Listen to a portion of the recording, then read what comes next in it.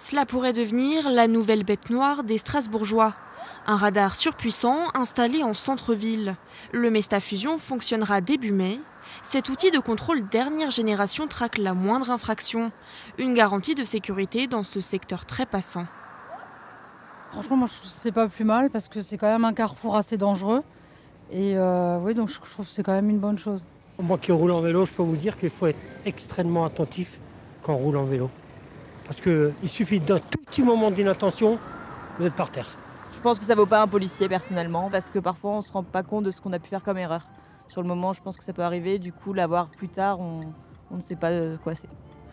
Car ce radar est capable de surveiller 32 voitures à la fois dans les deux sens de circulation. Vitesse excessive, franchissement des feux rouges et même téléphone au volant.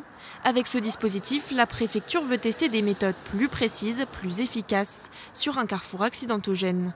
De leur côté, les associations d'automobilistes craignent un arsenal répressif de plus en plus lourd et innovant, plutôt que de la sensibilisation routière. On regrette cette automatisation qui génère des dysfonctionnements par rapport au volume d'infractions traitées, et ce au détriment des usagers de la route qui ont parfois un petit peu de mal à se défendre et à se faire entendre. Et cette situation-là les conforte dans un sentiment d'être face à une machine contre laquelle il est difficile de se défendre et ne va pas inciter à un comportement plus responsable sur la route à long terme. Le Mesta Fusion est déjà présent à Marseille et dans les Vosges et pourrait remplacer les anciens radars à terme.